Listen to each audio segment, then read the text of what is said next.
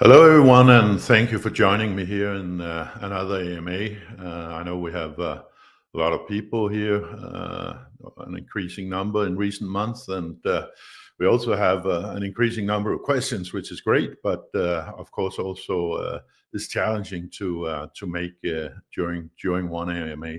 I'll try to do most and hopefully all, but that also means that some of the answers will be relatively short, because otherwise we're simply not going to get through it. But keep them coming. It's much appreciated, your engagement and your questions, and we really do have a goal of answering as many of them or all, if at all possible. So let's get started, and I should get the first question.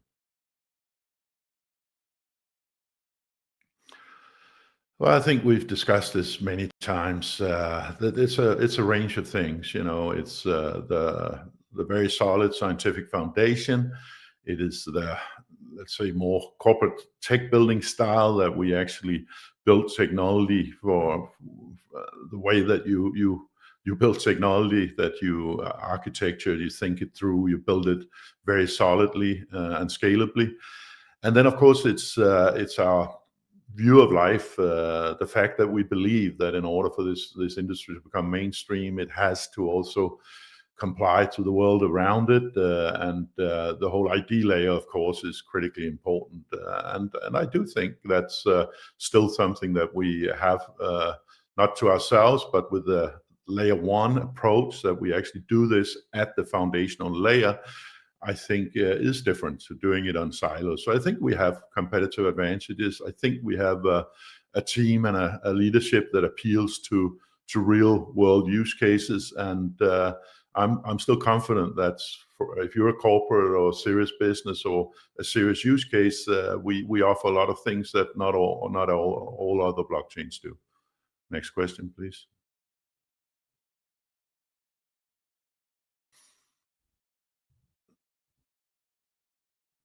And I'm waiting for one.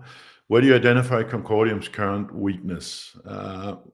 Well, I think we're building a great piece of technology here, but it's not always the best technology that wins. In the long run, it's critically important to have a great product, and that product is scalable, stable, solid.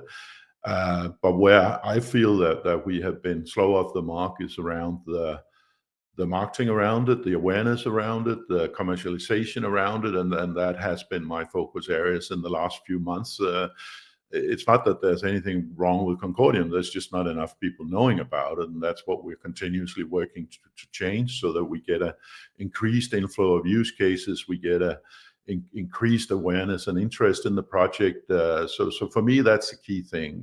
We need to work with awareness. It's a very crowded market. I think on CoinMarketCap, there's like 26,000 projects listed. We are sort of in the top 300-400, which is not bad, but not the ambition we have. So it is about making people aware that we have a great product and we have some of the solutions that are needed in order to take this industry mainstream.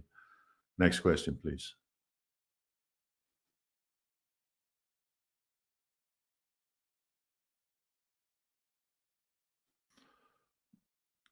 What do you think has to go right for Concordium to be a massive outcome?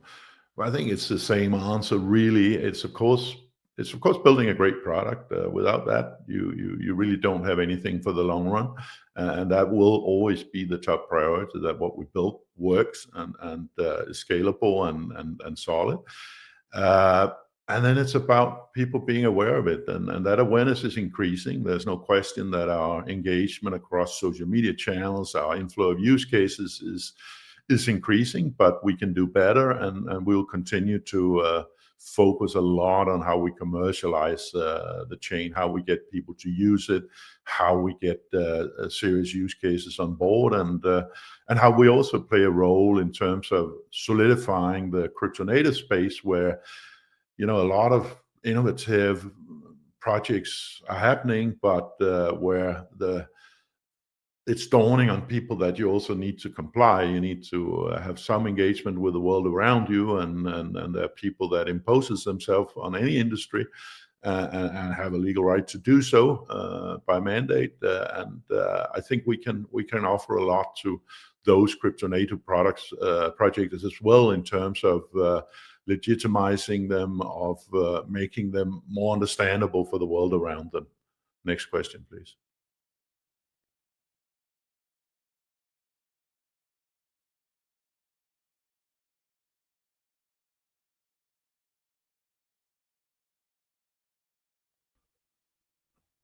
So just to understand why some of these questions sometimes lacking a little bit, is running a couple of different systems here, but all the questions are ready and prepared, so we try to get them up as quickly as possible. Concordium remains relatively unknown. You used to be on CNBC and Bloomberg every other week.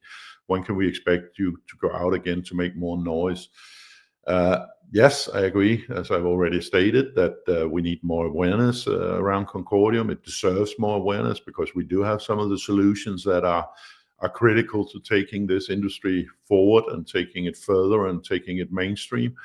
I don't know exactly at what time we've been on CNN, CNBC and Bloomberg every other week. Maybe you're thinking about back in my Saxo Bank days, where it is correct that I often appeared on major news channels, but that's also because that product was more mainstream than blockchain is today, and commenting on TradFi, on market developments, on traditional assets. So I don't think you can compare that one to one, but I do think that we see an increased pickup of commentary. We see an increased number of interview requests, and of course, occasionally we like to get on some of the really major channels as well. But you cannot compare market commentary back in the days of Saxo Bank, where we were a major market player and people had a lot of interest day to day in what we thought about this, that, and the other. This industry is not there yet, but of course it's an ambition for us to be as visible as possible and in as big media as possible, and I think it's going the right way.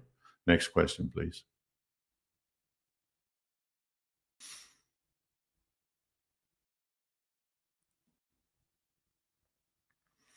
What's the situation regarding the CEO position?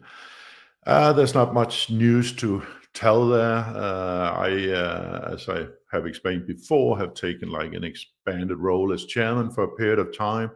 I want to make sure that we have all our ducks lined up the way that I think they should be, and the management team thinks it should be. I don't see an urgent need for a CEO appointment, but it is an ambition in the longer run to do so.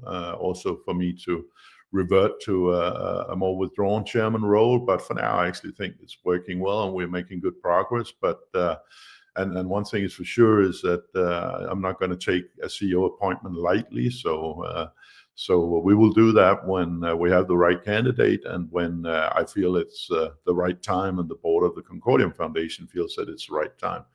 Any great candidates, you're always welcome to apply, but it's not something we see as very urgent. I actually enjoy what I'm doing, and I think we're making good progress. Have any new big corporates entered the leads pipeline? The simple answer is yes. The other answer is, as you know, and we've discussed many times before, corporates run to their own agenda. They run to their own timeline. So when and how we announce them will be driven more by the corporates and by what we might prefer. That's a little bit different with crypto native use cases where everybody is eager to get exposure and visibility. For a big corporate, that's not the important thing. It's what product comes out of it. Of course, they also at some point want to make some noise about interesting new things they bring out, but the simple answer is yes. There's a good steady stream of smaller and bigger use cases coming in, and I'm pretty sure that when we meet again, we will have announced at least a couple of other big corporate relationships. So yes, we're seeing inflow on that front as well.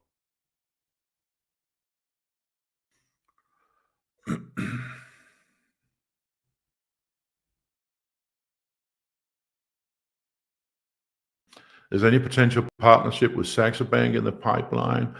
Not really. I understand that it might seem obvious, but Saxo Bank has never been that engaged in this space. I think like for any other TradFi operation, there's a lot that blockchain can offer. We will have conversations with many players in the traditional financial industry, including Saxo Bank, but we also need them to be ready to adopt it. And I think on a more generalized note, I don't actually think that TradFi is the lowest hanging fruit, not because there's not a lot that blockchain could do for them.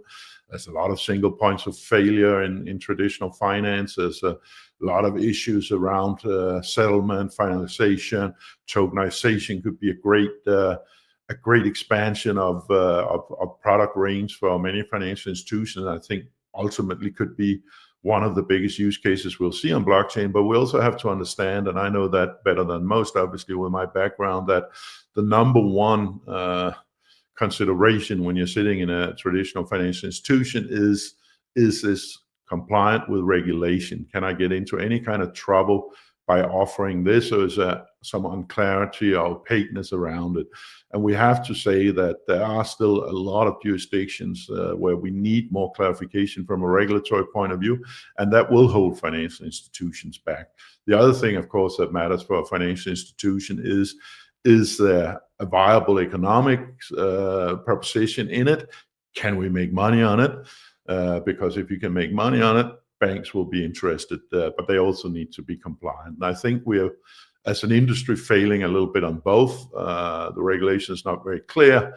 In some cases, the willingness to adopt regulation is not very clear, and the obvious big economy use cases are still not really there. So I don't see TradFi as a low-hanging fruit.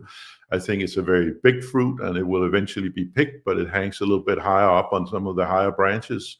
But rest assured that if there's anything we know about, it's that space, and of course we are pursuing the opportunities that presents itself in that area. Next question, please.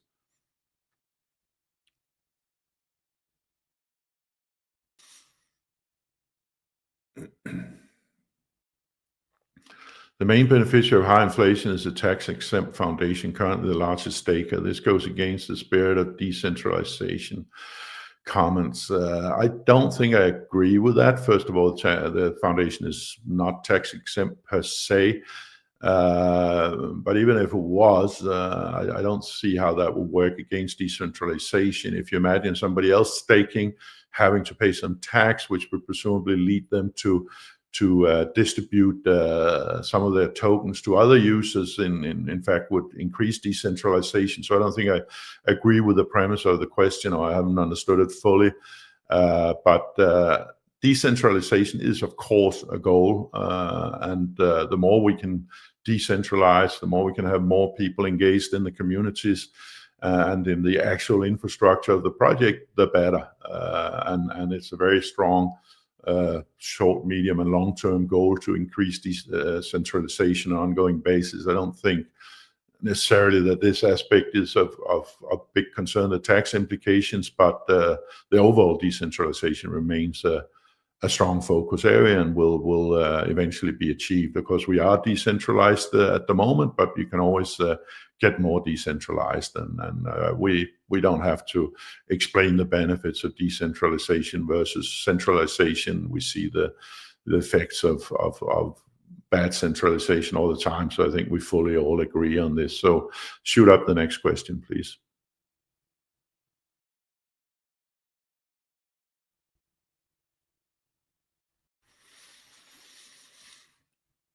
In a previous AMA, you mentioned Concordex and Overlay Launchpad. These were referred as crucial components. However, Overlay has not yet appeared on the main platform. How significant of an issue is this?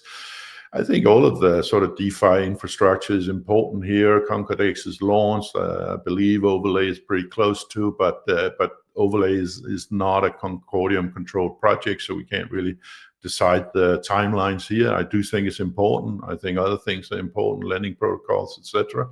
And we're supportive to people that are trying to build various components of the infrastructure, but in most cases, the actual timeline is a little bit out of our control. But with the risk of taking them out to full, I also believe there will be some interesting news around Overlay in the relatively near future. But it is an external project, and they run to their own timelines. I'm sure they would welcome your questions directly, and they can answer them better than I can. Next question, please.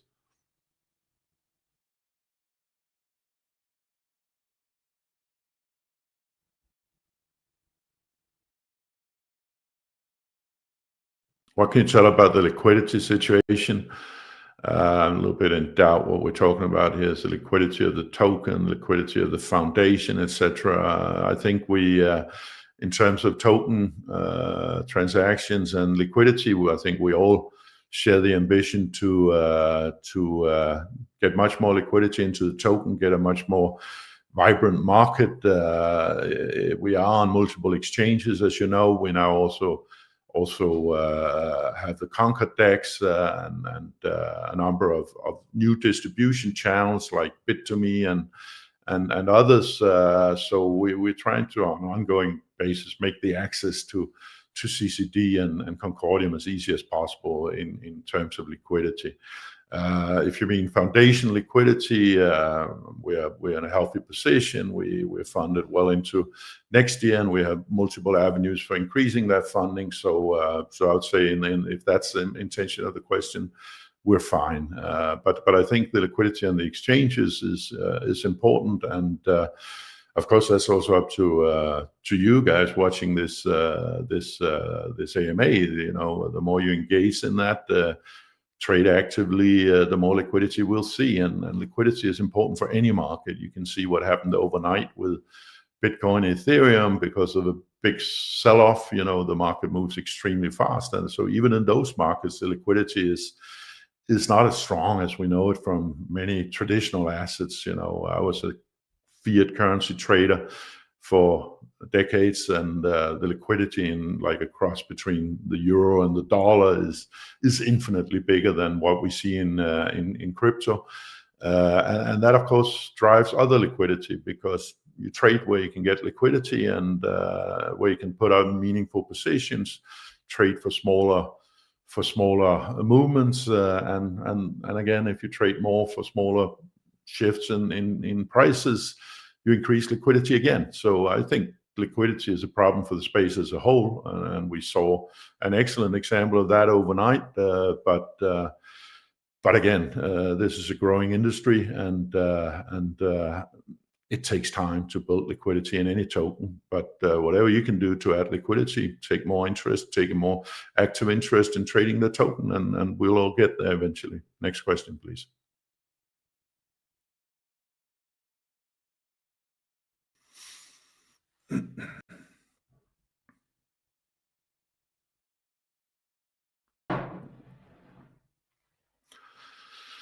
In late 2022 AMAs, the emphasis was on achieving mainnet transactions during upcoming Q1, Q2, yet live cases with transactions still absent. What are your thoughts on this, and what changes can we expect soon? I don't agree they're absent, but of course we all want more transactions. There are, on an ongoing basis, more projects active. There are more transactions, but I think, again, a little bit like with the liquidity situation, you look across many chains, the number of transactions are not really where anybody want them to be, with a couple of possible exceptions.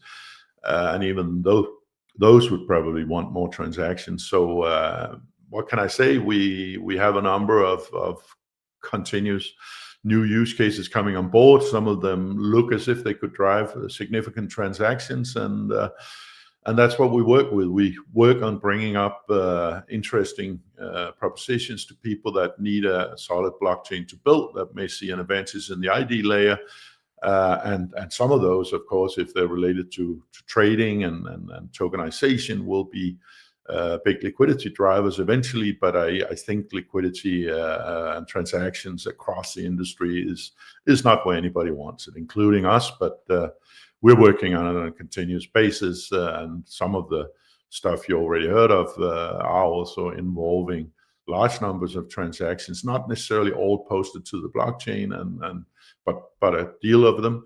And I know people say, well, if they're not posted on the blockchain, it's not relevant. And I don't quite agree with that. I think we need to understand that the job of a blockchain like Concordium is also to show that we can supply an infrastructure that can handle very large numbers of transactions, which EnergyNet, for example, is a good example of, and then some of that will be anchored in the blockchain. But the overall ability to support a large number of registrations on and off chain is a very critical component for the industry as a whole. And I think we, in particularly, as an example with that use case, have an excellent example of how large registration sets we can actually handle if we build something intelligently. Next question, please.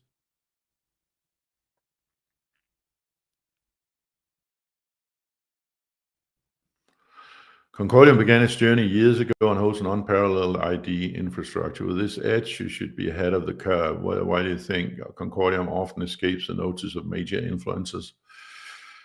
I agree. We do hold an unparalleled ID infrastructure. So in that sense, we are still product-wise ahead of the curve, because there is, in my opinion, a big distinction between building siloed layer 2 ID solutions and implementing this directly at the protocol layer, where it can sort of automatically be used across the board by use cases and interacting use cases. So I do believe that, as you say, we hold an unparalleled ID infrastructure there. why do we escape the notice of major influencers? Because we're not paying them. A lot of this space is a paid space, and maybe we're less aggressive with paying influencers. I don't say that's a good thing or a bad thing. We may also do it ourselves to help get promotion of the project, but I think one should not be naive about what gains a lot of mention in this industry. It has a lot to do with what you're paid for, and you can use that tool or you cannot use it. We at least would only engage into partnerships with influencers if we feel they're also serious, and have a serious approach to what we're trying to tell people. If you want the average moon boy out there and those types of influencers, I think you got to go elsewhere. Next question, please.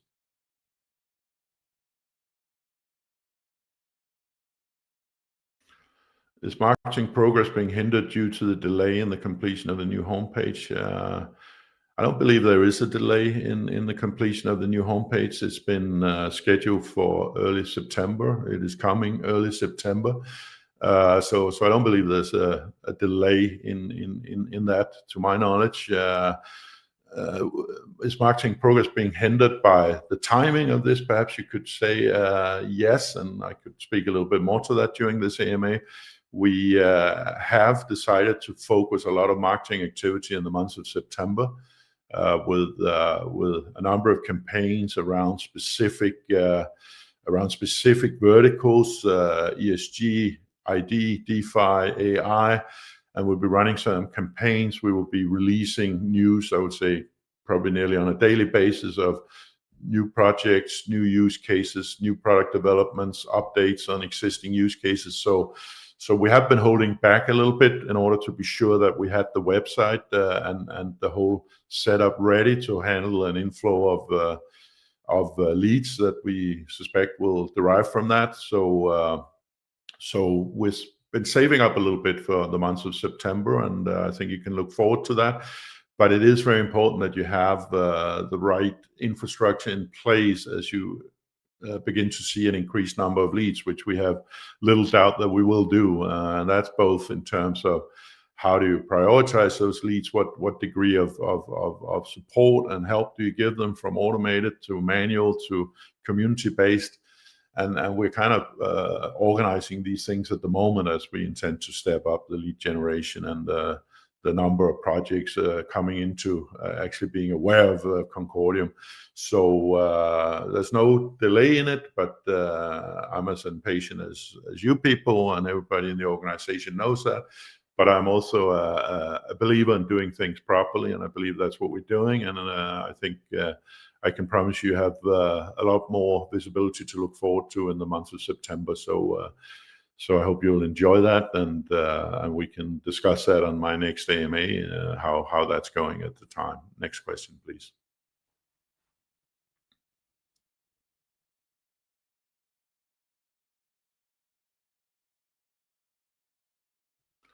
There's a lot to accomplish. Do we have a sufficiently large development team to ensure timely delivery ahead of our competitors?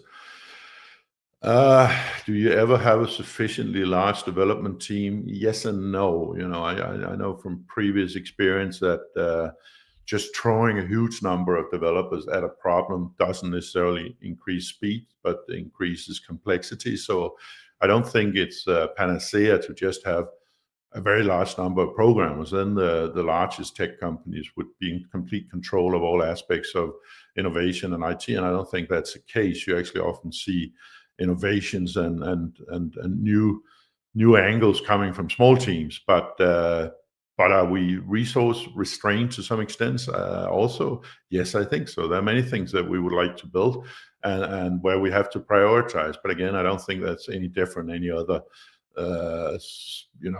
ambitious IT project. We are going to, and we have already had quite a bit of stuff built externally, also of the sort of the key accessoric parts of the blockchain. So if we're outside of something really mission critical, we are happy to look at outsourcing.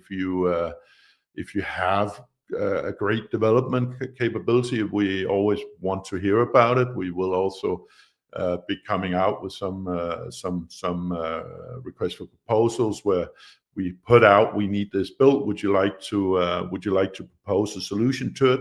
So in that way, you can scale more rapidly. Delivery ahead of competitors, I don't know if necessarily is a big ambition here. You can deliver something shitty very quickly. I think it's most important that you deliver quality and you deliver what's needed. So I would say, while of course this is a fiercely competitive area and a lot of people out there fighting for the space, I also have to remind people that we are still at very early days here. This industry is still almost meaningless in its size compared to many other areas out there. So it's not that everything will be sort of decided neither in the past 12 months or the coming 12 months. There's plenty of time. Even if you hadn't considered blockchain till today, there's still an opportunity to go in here and be part of a relatively early stage of this industry. So I don't want people to panic about, oh, if we don't do this tomorrow, then the opportunity will be gone. It's not. There's plenty of people out there that will be deploying blockchain. Some of them have begun to looking at it. Some of them need to see other people deploying it successfully in actual use cases, and then they will join the party. I mean, it's kind of an adoption curve where we are fairly early on this. So the important thing is to deliver quality and deliver stuff that works and stuff that's relevant, whether it's a little before or after or simultaneously with competitors. I don't see as a very important driver. It is, of course, important that you're not always behind, but the main thing is you deliver quality and you get people to look at that quality. So, but again, I'll repeat: if you're sitting out there with a great set of programmers and people that can develop stuff, and you have things you think we should develop, you're always free to shoot in a proposal, and we will also put out requests ourselves in the future. What can you share about the collaboration you're actively engaged in with other chains, and when can we anticipate something going live? I think you need to understand that when we're talking to other chains, we're more talking about, are we doing things that are similar, identical, and not part of the secret source? You know, this could be science development where there's already a lot of collaboration between university and projects. So these are not like big bang things where there's a big interlinking between a couple of chains. It's more that we spend our time as efficiently as possible, build the best product as possible. There's some smart contract verification issues that most blockchains face. We have some smart people there. Other chains have some smart people there. Why should we not cooperate around it? There are some people out there that have need for ID solutions that would be perhaps a little bit more visible. And we're just trying to make sure that we all get to a good place without duplicating efforts. So I don't think you should expect these kind of collaborations to be like huge front pages on the Wall Street Journal or Financial Times. It's more about, we recognize that we're good at something. We recognize some other people are good at something. Maybe we can get even better by collaborating around this. And this is going on in a few cases. Next question, please.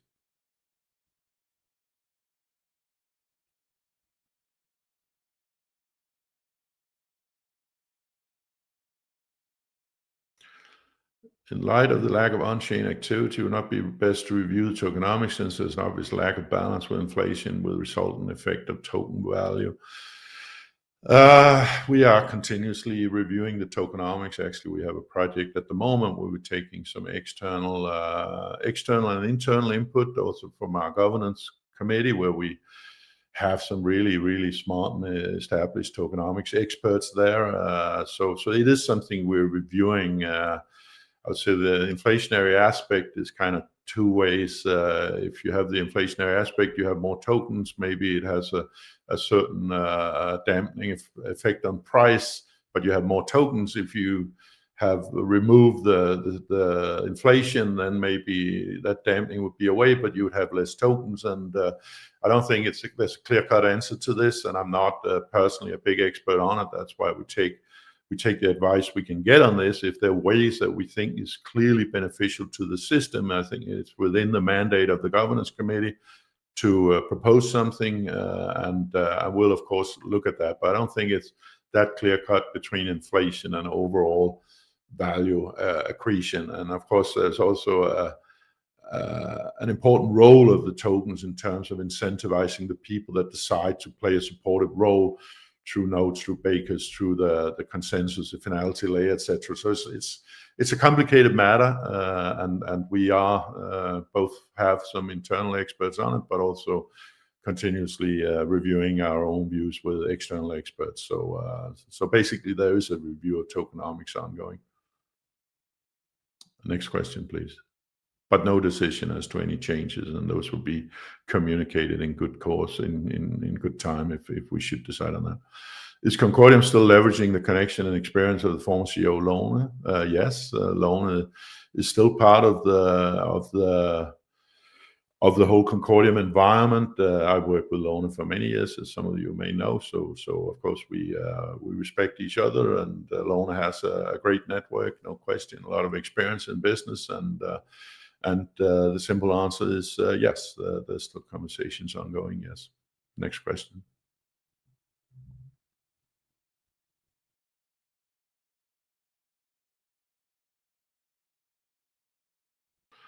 Have you considered burning the tokens that the baking nodes controlled by the Concordium Foundation receive, at least until there's control over inflation, more activity on the chain? I think that relates back to the earlier question around tokenomics. There are no immediate plans to do it. It will be considered like anything else, but at the moment there's no specific plans for burning tokens, and I'm again not sure that that's necessarily the right thing to do. But we're taking internal and external advice from experts on this. Next question, please.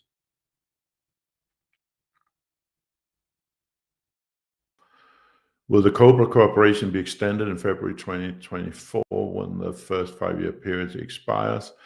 I think the answer to that is yes. It will be adjusted to the current needs and the current requirements, and where we see beneficial areas of collaboration. So I think the simple answer is yes, but it may take a different form to what we have had until now. But it's a great cooperation, has enabled us to have access to world-class cryptography. I really do believe that some of the people at Aarhus University and of course the other universities we work with are among the absolutely most important cryptographers in the world, and have built central pieces of the infrastructure that we use now in zero-knowledge proofs, in the basics like the hashes between blocks, etc. So I'm very proud of working with these people, and they added a lot of value and also a lot of innovation and bringing this industry forward. So it's a collaboration we are happy with, just like we are with other universities that we work with, and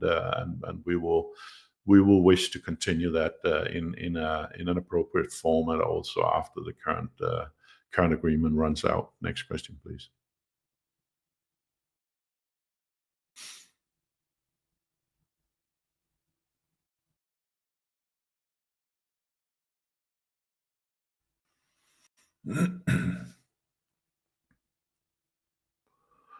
When can we expect to see some Geely action? Again, it's Geely's plans that rule what Geely do, not us. But we have a very constructive relationship to Geely. We're very interested in also building out stuff with them. That there's definitely some opportunities in China for a China-based version of Concordium, and I'm sure that we will in due course see applications and use cases running on that. So I can't give you any specific timeline, but it's a good relationship. It's a relationship where we talk continuously, and it's a relationship that we are happy for, because Geely is a very, very important partner in China. Next question, please. And to the people running the questions, I don't mind if you begin to put up the next question when I'm sort of halfway down the line of answering the prior one. Concordium isn't a first mover anymore, but can still be the better solution. What will you do to keep up with the others? Well, I mean, either you're a first mover or you're not a first mover. So clearly we were a first mover, and I think we get a lot of credit for having identified what this industry would be facing in the future, and what it will take to give it mainstream adoption. So, we were first move. We still retain that role, and I still think we have also the better solution for the reasons that I have expanded on earlier. There is, in my view, a very big difference between having this foundational ID solution and then building solutions on top of blockchains. Why is that important? Because if you're building them on top, you will have a siloed effect in some cases, which is not much different from the ID that, say, an individual financial institution does that can't be used in the next financial institution. So I think we're kind of, with some of those solutions, moving back to where we came from, and that's not really the idea of this industry. Where you have broader overlays, I think those are better solutions. But again, that would still leave an underlying foundational blockchain where some of the activity is clearly legit, and another part of the activity is at least not provably legit or can be assigned to specific IDs. And I don't think that's good enough for most actors that are serious about ID. But I might be wrong. I think it's very, very good that ID is becoming a focus area for the whole industry. That just proves, one, that we were right. Second, that what we have built is of increasing relevance. So, and I'm not too worried about competition. Competition is a fact of life, and it's better that it moves in the direction that you thought that the industry would go than if everybody moved in a totally different direction. So I think we still have very much to offer to people that are serious about ID. And here we got the next question in time. While the focus was on having CCD listed on DEXs like Concordium, liquidity there is rather very low. Why not provide the liquidity?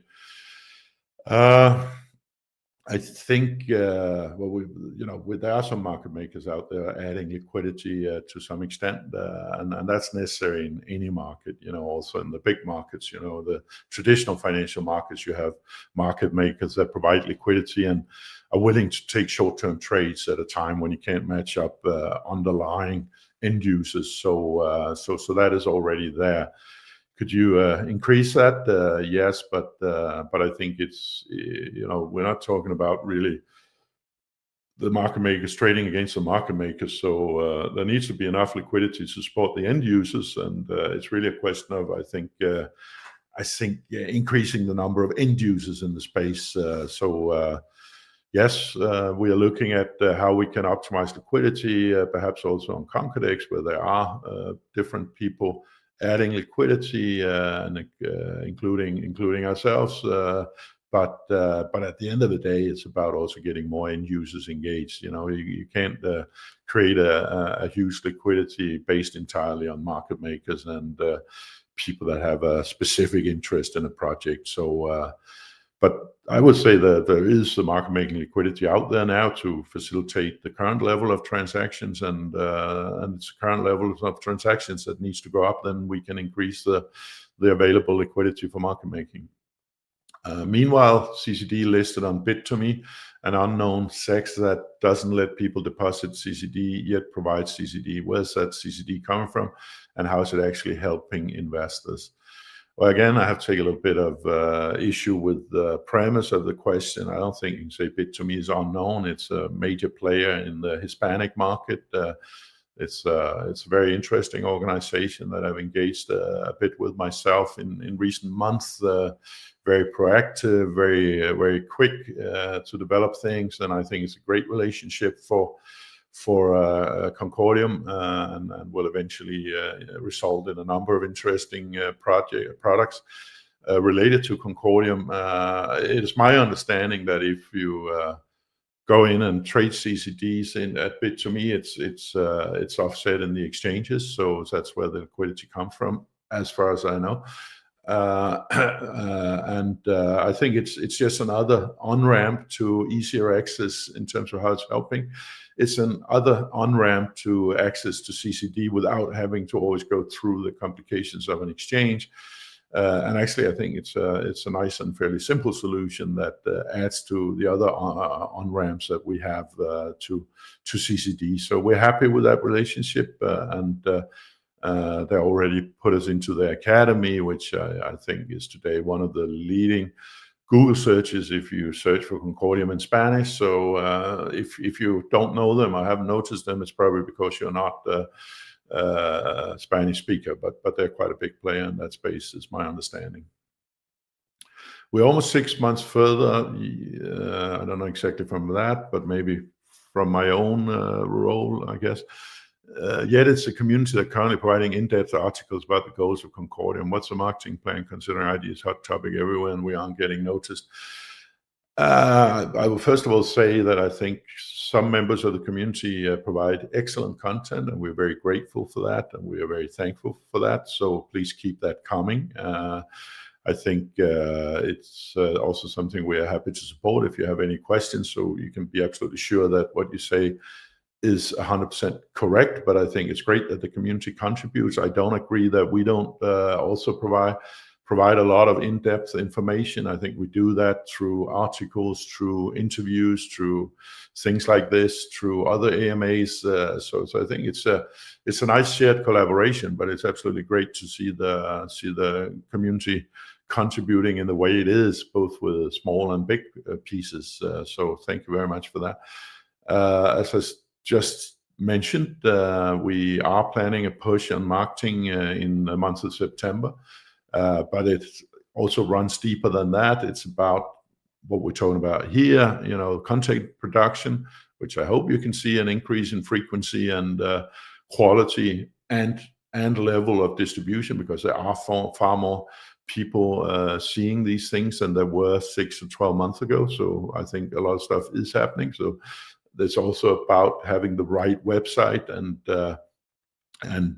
having that website serve different communities, which is a bit of a challenge with Concordium, because on the one side, there's no question we appeal to the more traditional corporate space that want to move into here, but we also think we have a role to play in the crypto native space and help some of the great innovative projects and use cases out there become more palatable for society as a whole, and that will be reflected in our new website, that there are multiple entry points so that people looking for one thing will be directed in that direction, and people coming from perhaps other visibility and campaigns will be directed directly to what's relevant to them. So marketing is much more than just running a campaign. It's providing the content, providing the distribution, building the websites, building the infrastructure, and I think actually the marketing team is doing a great job. So thumbs up from here to them, and then you will see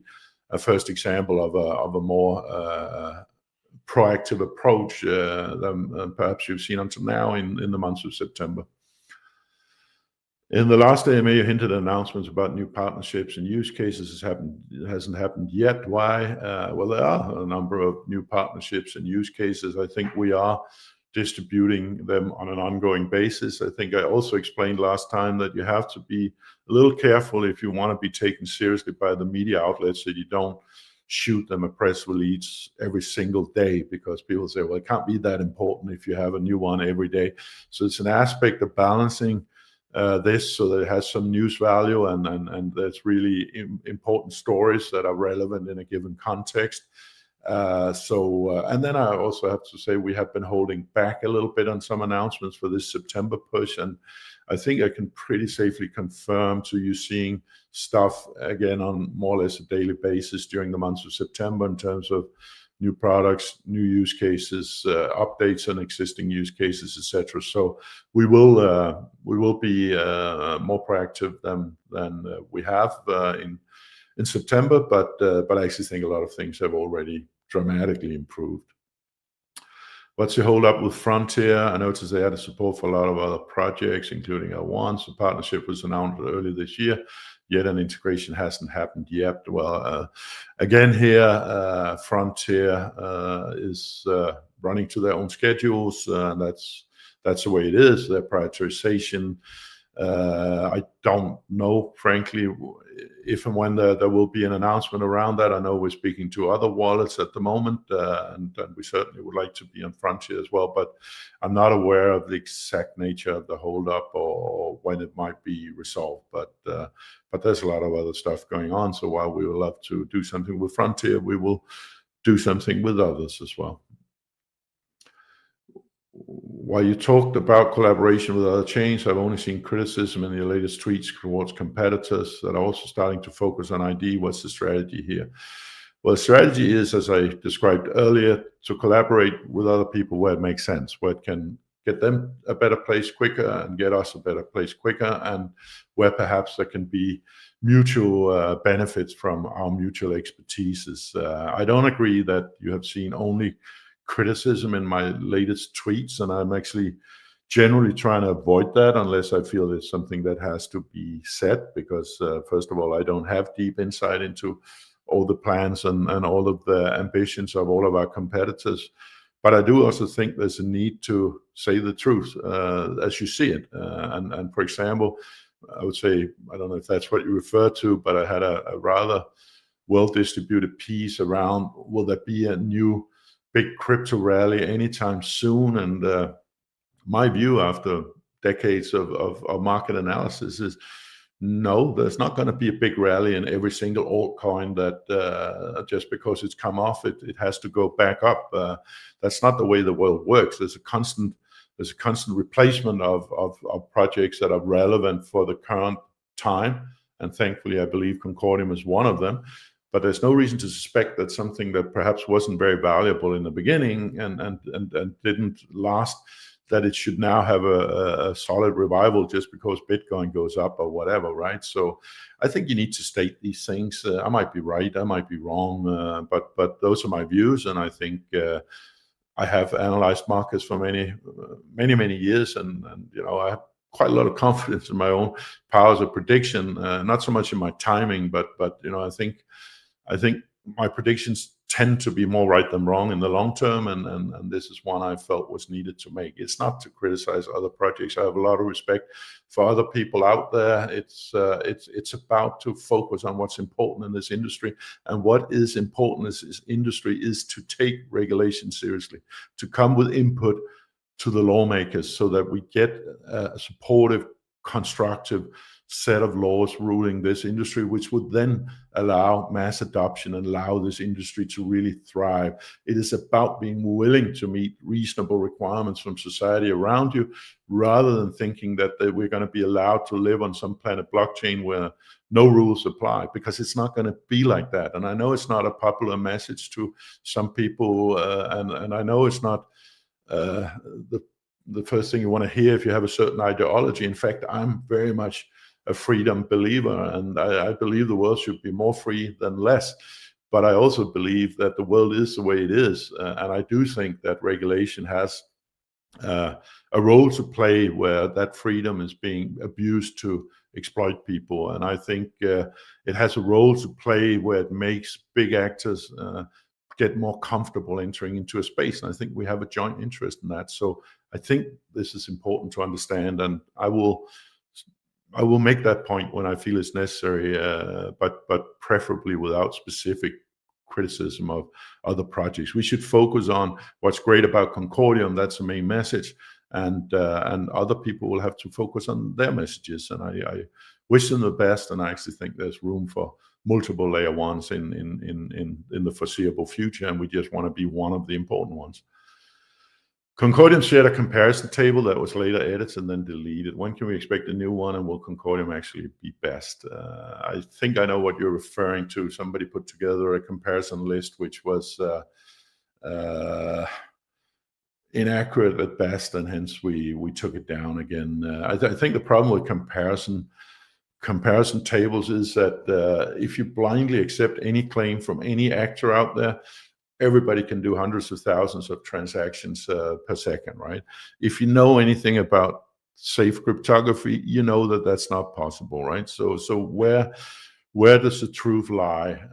And when you test some of these claims, it's quite clear that they cannot handle the numbers that they claim to do. So I think the problem about comparison tables here is the only project you truly know about is your own, and then you can decide how skeptical you want to be of other people's claims. And I don't think comparison tables are particularly relevant for that reason.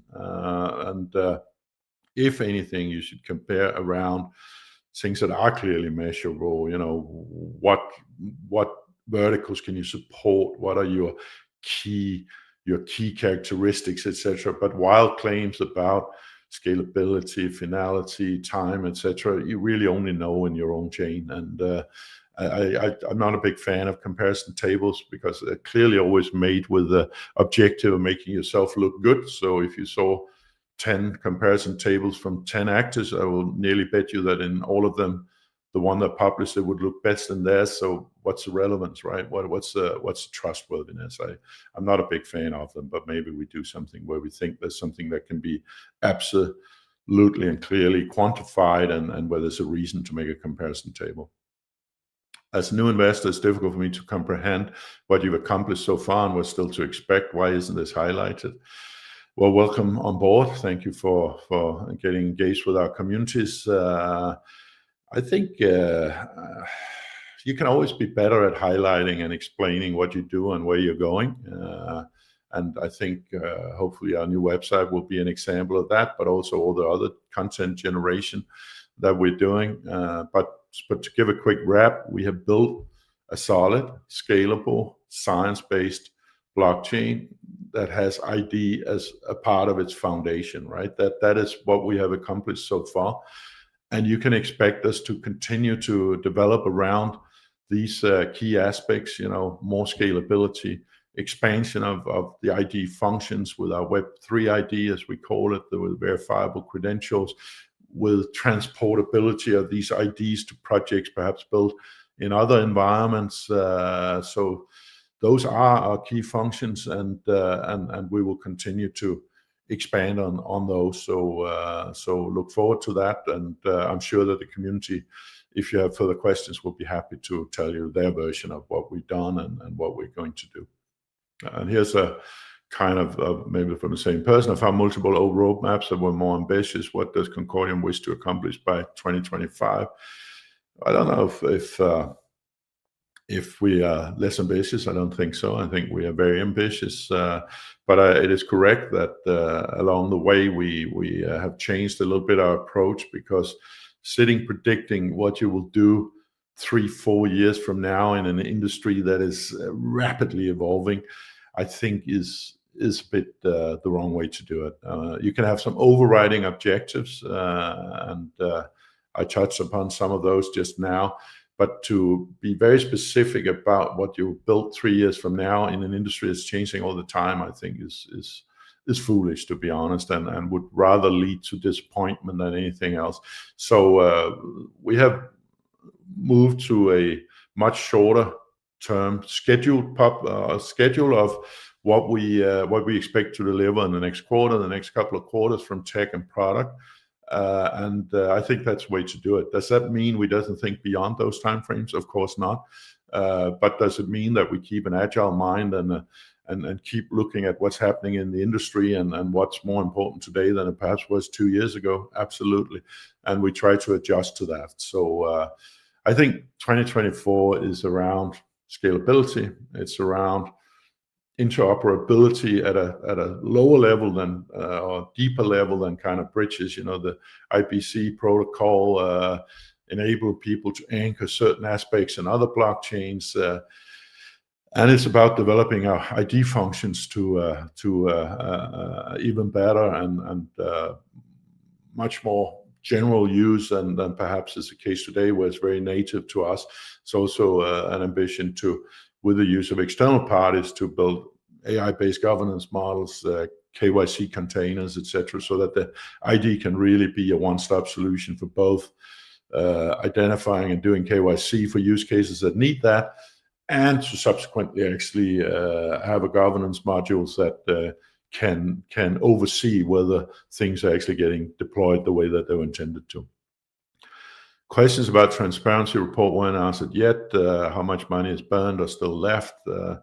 I don't know. We put out the first version of the transparency report. I think the next one is due late this year. We'll of course consider any questions that come up along the way and see if we can improve it in various ways. I think the first one was an important step to have it. We didn't expect it to be perfect from the first iteration, nor to necessarily meet everybody's expectations, nor is everybody's expectations necessarily justified. So we'll find a balance to how we can continuously improve that. How much money has been burned? I mean, I hope we're not burning it. I hope we're investing them in sensible development of where we are now. So for sure, this operation cost money to run, and we have spent money. We will spend money, and we have good money for a decent period into the future, and good plans for how we can extend that runway if and when necessary. So. But with regards to the transparency report, you're welcome to put in your questions or what you would like to see improved. And we'll of course take everything into account, and then we'll try to do it in a somewhat improved iteration next time. But it's not necessarily answering every single question in the world every time. Do you consider to urge recipients to provide regular products update for attention and highlight Concordium's ecosystem? Does offer an ACX product guide for broad exposure to these updates?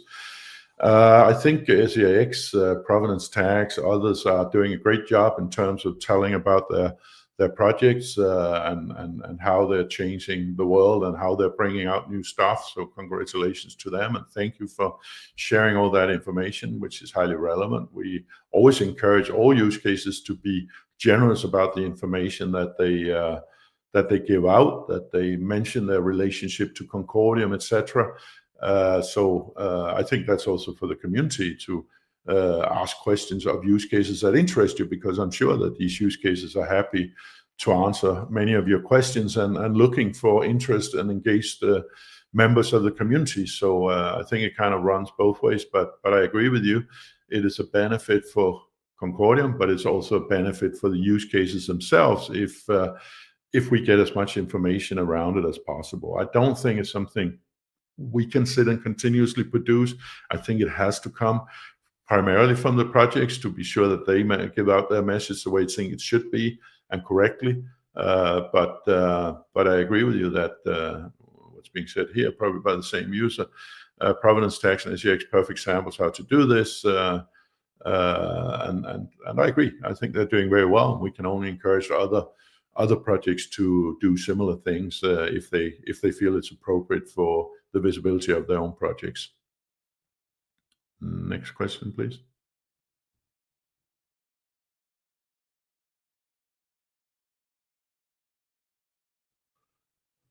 But I would add to that also that, of course, we are trying to do AMAs with various use cases along the way. So we also play our part in giving this visibility. But for sure, we appreciate whenever a use case delivers something interesting that they want to tell the community about. Will there be financial transparency that better reflects decentralization, non-profit nature of the foundation? Many other blockchains, such as Algorand, provides quarterly balance sheet snapshots or even more details. As I said, if you're here referring to the transparency report, we are taking into account your comments, your questions, your desires, and we'll see what we choose to change in the next report. But I agree that we should have insight into the level of decentralization. The foundation is non-profit, so that's not really something we need to repeat in every report. It's the nature of a Swiss foundation that is the case. Has some stuff that it can use any profitability on, which is scientific research, development of the Concordium blockchain, and charity. Actually, if one day we have more money than we can find a way to spend rationally, but it's non-profit in the sense that there's not sitting anybody at the top of the foundation having any economic rewards from the performance of the foundation, which I think is the way it should be, and is definitely the way it is in Swiss foundations. The entire executive suite might be seen as outsiders by the Saxo Bank Old Boys team. Notably, some young crypto natives who joined the past 12, 18 months have left quickly. What are the plans to strengthen the executive fit to crypto? Well, you're perhaps right. I don't think you should worry too much about that, because Saxo Bank was a groundbreaking and very successful take on the last time we had a big transformative technology. So I think that that experience comes in very handy at this point. And yes, as I have gotten more engaged, I also, to some extent, like to rely on people who I know that they can do what you ask them to do. I don't agree that, I mean, at the end of the day, there's a handful of people that have a Saxo Bank background, and we're happy with that because they were good there and they're good here. And they have very, very relevant experience from transformative technologies. And as I said many times, the parallels between early internet and early blockchains are legion. It's just the same when these technologies develop, and I think you will see that playing out more and more. Which is good that it ends in serious adoption when the regulatory framework around it is appropriate, and when people have discarded their first lack of understanding and skepticism. So what I don't agree with, though, is that we don't have people with a more singular focus on crypto native stuff. I think we have a lot of younger people here also that live and breathe crypto 24/7, and so it should be that there is this balance between the two. I'm not going to comment on specific individuals, but I think we have a nice balance between the two, and I actually think, as I mentioned before, you will also see that balance more reflected in our new website than perhaps in the current one. What are the plans for finding a CEO? Can we expect more visibility from the C-level team? This would help build and create more trust. Well, I mentioned earlier the plans for CEO. No immediate plans. One will be appointed as and when appropriate, and the right candidate. If you want to apply, feel free to do it, but it's not an immediate priority, because I don't think it's needed in the current setup.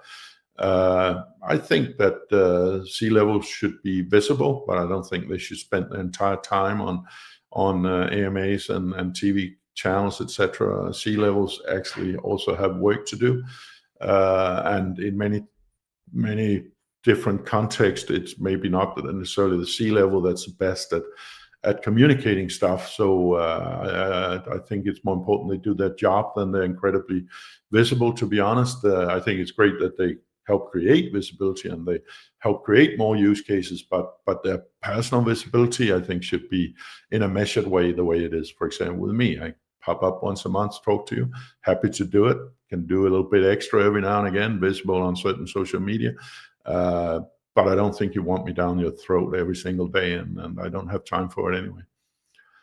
Are there plans to make the ecosystem more visible and showcase its achievement and progress? Well, I think we've adhere to that throughout this AMA. Yes, there is a general desire to make the whole project more visible. Part of that is, of course, the use cases, the actual application of what can Concordium do for you. So I think that's an important part of it, because it inspires other people to, oh, I could do that here if that works with that logistic or that settlement or that incentivation or that community building or client engagement.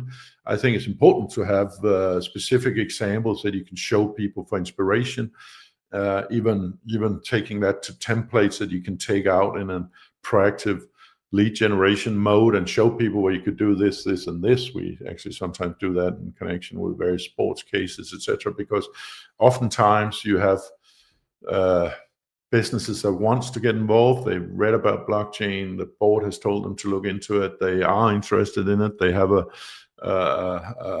medium understanding of what a blockchain can do, but maybe sometimes fail to fully appreciate how it can be implemented into their organization. And I think that is an important thing to help make these things visible, because blockchain can improve an awful lot of processes and can build a whole new range of engagement and products that is not currently possible or inefficient or insecure by a pure internet-based approach. So yes, we will continue to work on making the ecosystem as visible as possible, and also support them in various ways with this visibility. Will there be native stablecoins coming to Concordium, and if so, when? The answer is yes. Of course, on Concordex now we have a couple of wrapped stablecoins, so that's beginning. We are looking at a number of stablecoin projects. We've actually in the process of engaging with a specific one. So a native stablecoin for Concordium. I think we'll announce something around that in the not too distant future. So the answer to that is yes. The answer to when is a little more difficult, but I would say we have the wrapped stable coins already. I think the native ones will be towards year end, perhaps a little bit either side of year end, but needs to be built, obviously.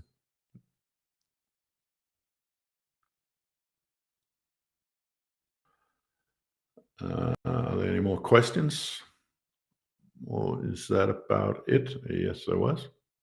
Some might argue that Concordium has lost its competitive advantage due to the ubiquity of identity solution. If you cannot counter this by highlighting the base layer integration of ID and by citing regulatory compliance, what alternative responses would you offer? Well, if you take away, I would say the key answer, then of course it's difficult to come up with a different response, because what you point to there is exactly what this is about. But if I should try though, I think you become what you focus on, right? And we work a lot with ID. We work with ID interested use cases. We get experiences for what works and what doesn't work so well for these people. We have people in the organization that are very focused on keeping updated on this space, understanding what's out there.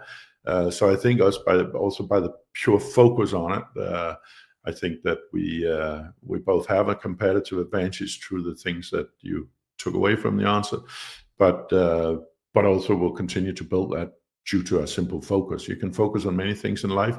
We focus on having those components that will allow mainstream adoption inside a regulated environment as we go forward. Next question, please.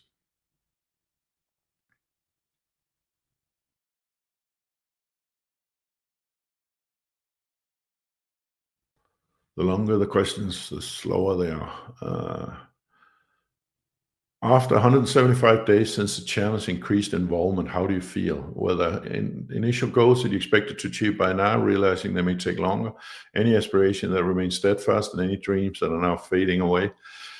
Well, first of all, thanks for asking. That's very kind of you. I'm very excited about this, because I perhaps was missing a little bit the day-to-day involvement, or the closer involvement, at least in my completely distant chairman role, if you will. So I'm feeling very good about this. I think it's exciting. I think it's exciting to go around the industry and community and hearing what's going on there. You know, when you put up on social media that you're here or you're there, you know, people pop out of the woodwork that want to talk to you. Most recently in Prague, where I came back from last night, you know, a few people instantly react, and you get to know new, interesting potential collaborations and use cases that maybe wouldn't have popped up if you hadn't taken that active role. So I think it is inspiring to be part of this project. I think it's a very important project. I think it's a project that will ultimately succeed in getting a significant role in this future economy, where blockchain will take an important role. So I'm very much enjoying it. Does something take longer than you would like? Well, I'm kind of an impatient guy, so I like to see things developing as fast as reasonably possible. But again, as I said earlier, I also am a sucker for doing things right, you know, because there is no value in bringing something that doesn't work out too quickly. Yes, there might be some interest and some attention, but if you subsequently can't make it work, that will work negatively for you. So there is a balance between delivering quality and the time it takes to deliver it. But trust me, it's not me calling people every week and say, please slow down. You know, there's no rush here. I think if anything, they know that I like to get things delivered as soon as rationally possible, and that's definitely the case. On socials like Twitter, there's not much tweets with enterprise, etc., attracting business. For example, will there be more traction to attract investors? I think you can tag many things. I think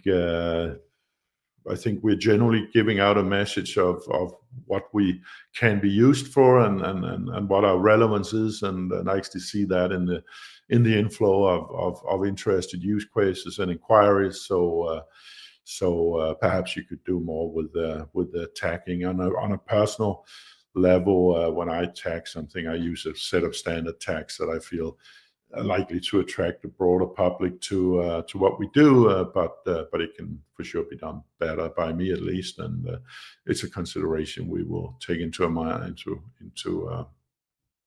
account. When can we expect AMA with the commercial team so they can share the use case updates? I believe they're doing this sort of on a continuous basis.